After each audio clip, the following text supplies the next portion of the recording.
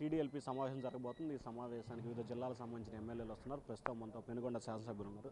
Madam చెప్పండి, గతానికి భిన్నంగా ఈసారి జరగబోతుంది, దీన్ని ఏ రకంగా చూసుకోవాలండి? చాలా ఆనందకరం అండి, శుభసూచకం అన్నా చెప్పాలి. అభివృద్ధి ధ్యేయంగా పనిచేసిన పార్టీ తెలుగుదేశం పార్టీ. మేము ప్రచారాల్లోకి వెళ్ళినప్పుడు కూడా ఎక్కడ 5 ఏళ్ల నుంచి ఎలాంటి అభివృద్ధి జరిగిందంటే ఎక్కడ చూసినా వైసీపీ నాయకులు దాచుకోవడమే తప్ప ఎక్కడ ఏంది కనిపించలేదు. మేమేసిన రోడ్లోనే ప్రజలు వెళ్తున్నారు. మేమిచ్చిన త్రాగునీరు కావచ్చు, ఇరిగేషన్ ప్రాజెక్టులు కావచ్చు, కియా లాంటి పరిశ్రమలు కావచ్చు, పారిశ్రామికంగా అభివృద్ధి జరిగింది తెలుగుదేశం ప్రభుత్వంలోనూ రాష్ట్ర వ్యాప్తంగా. ఈ రోజు కూడా జరగబోయేది కూడా గతంలో జరిగింది తెలుగుదేశం ప్రభుత్వంలో, జరగబోయేది కూడా తెలుగుదేశం ప్రభుత్వంలో ప్రజలందరికీ అర్థమైంది. అందుకే మూకుమ్మడిగా చంద్రబాబు నాయుడు గారు అయితేనే ఈ రాష్ట్రం పూర్వ వైభవం వస్తుంది, స్వర్ణాంధ్రప్రదేశ్గా ఆయన ఒక్కరే అయితేనే మార్చగలరు.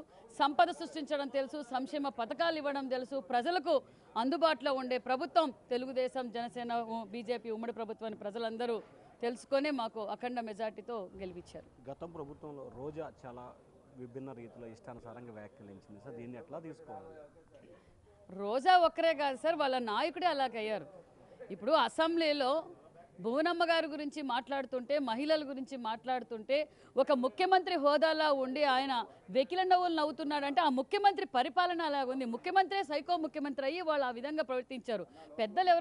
పిల్లలు ఎవరైనా తప్పు చేస్తే పెద్దలు దండివ్వాలి, కానీ ఆ ముఖ్యమంత్రి నవ్వుతున్నారు అంటే మహిళలపై కూడా గౌరవం లేదు. ఆమెను మేము కన్సిడర్ కూడా చేయడం లేదు. అంతే, రోజా గారి గురించి మాట్లాడాల్సిన అవసరం అయితే మాకు టైం వేస్ట్. సో ఈ ప్రభుత్వంలో మహిళా పాత్ర ఏ విధంగా ఉండబోతుంది?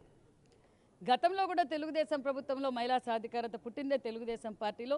అన్న నందమూరి తారక రామారావు గారు పార్టీ పెట్టిన తర్వాత మహిళలకు ఆస్తిలో భాగం కావచ్చు, మహిళా సాధికారత కావచ్చు, అదేవిధంగా తొలి స్పీకర్, ఆంధ్రప్రదేశ్కి తొలి స్పీకర్గా మన ప్రతిభాభారతి గారిని గుర్తించిన పార్టీ తెలుగుదేశం పార్టీ. అదేవిధంగా చంద్రబాబు నాయుడు గారు కూడా నందమూరి తారక రామారావు గారి స్ఫూర్తితో ఒక పక్క డాక్రా కావచ్చు, మహిళా సాధికారత కావచ్చు, అన్ని సెక్టార్లను మహిళలను అన్ని రంగాల్లోనూ అభివృద్ధి పరిచింది తెలుగుదేశం పార్టీ. ఒక పక్క రాజకీయంగా కూడా ఈరోజు కూడా మా మహిళలందరికీ గుర్తించి, నేను ఒక కురుబ బీసీ మహిళను, నన్ను కూడా గుర్తించి ఈరోజు నాకు టికెట్ ఇచ్చారు.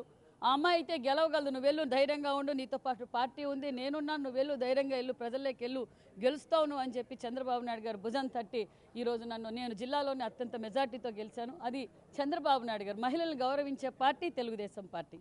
సో ఇది మొత్తం మీద చూసుకుంటే ఖచ్చితంగా రానున్న రోజుల్లో ప్రధానంగా చూసుకుంటే మహిళలకు సంబంధించి అత్యంత ప్రాధాన్యత ఇచ్చే పార్టీ టీడీపీ. అలాగే రానున్న రోజుల్లో తెలుగుదేశం పార్టీ అన్ని రకాలకు సంబంధించి కూడా చేదోడు వాదోడుగా ఉంటుంది.